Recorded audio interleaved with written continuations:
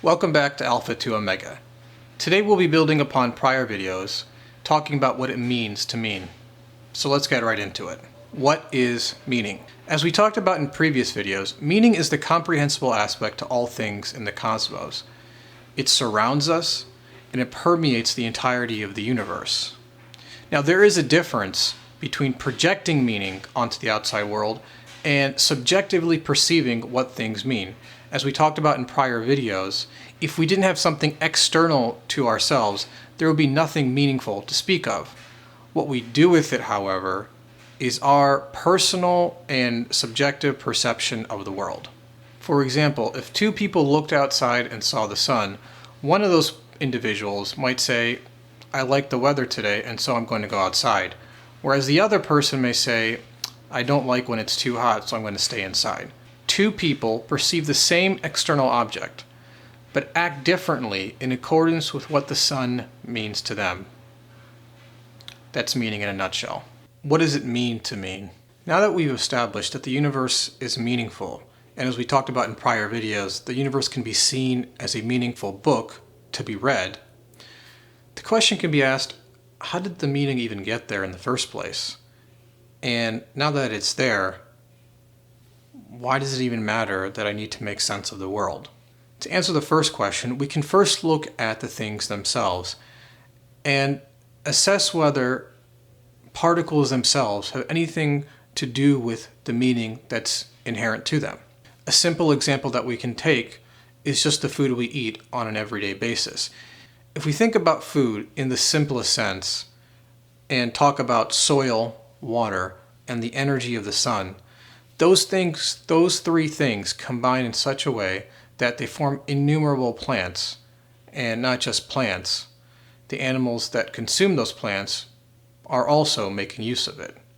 And yet, if we examine the sun, if we examine the water, and if we examine the soil, there is nothing inherent in any of those three things to necessitate that they form the plants that we eat or the animals that we consume.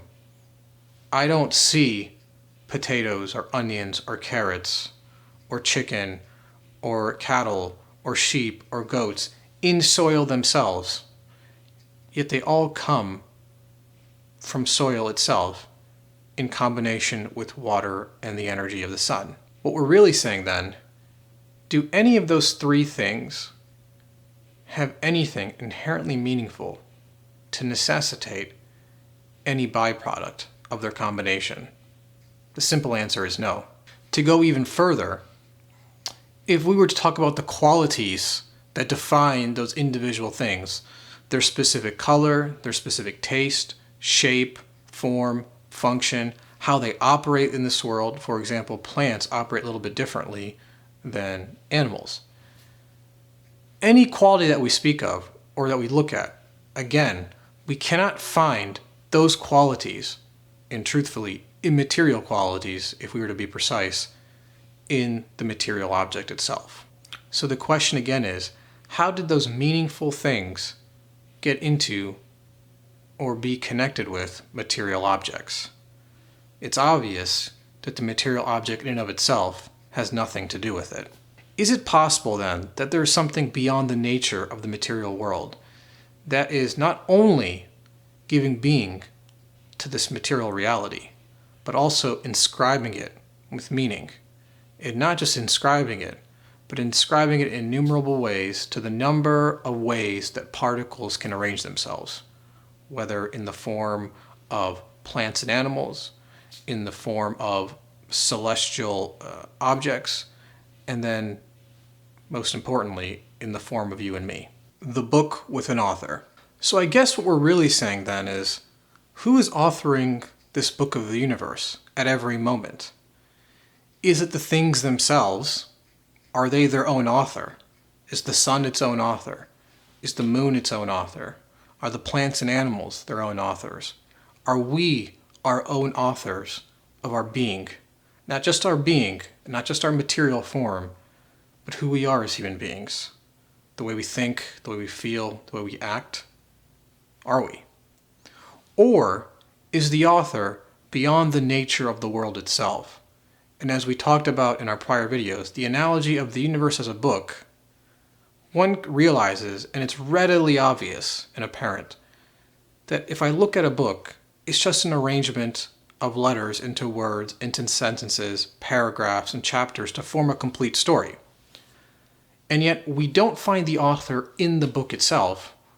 Rather, the book refers to the author. Likewise, the universe, with its particles, which can be thought of as letters, form and are arranged in such a way that they form words. Like the sun is a word, the moon is a word, the plants and animals again are words. We are our own individual words. And we come together in sentences and paragraphs and chapters to form an entire story. That's the fabric of space and time. And yet, the author isn't there. We can't find the author to the meaningful aspect of the world. Rather, we just find the letters and the words. And yet we know, and it's obvious, that those letters and words aren't responsible for the way in which they take shape and the way in which they arrange themselves and the way in which a comprehensible aspect to the universe conveys itself to you and me. So if the author is beyond the nature of space and time, what is the point of even writing this book into being at every moment? With me, and really you as well, as the reader, because we are all individual readers of this book. If we step back and reflect, we can think of this world, this book, as an autobiography. In a sense, telling us who the author is, because we can't meet the author physically.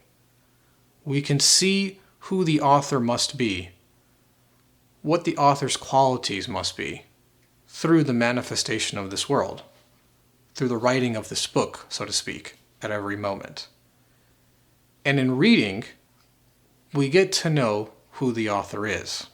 Maybe that's the point of reading, the point of being, and the point of this entire book, the story of the world.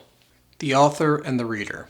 So what's in it for me, now that we've established that the world can't author itself into being with its meaningful aspect, but rather must have an author beyond the nature of itself, and I am the reader.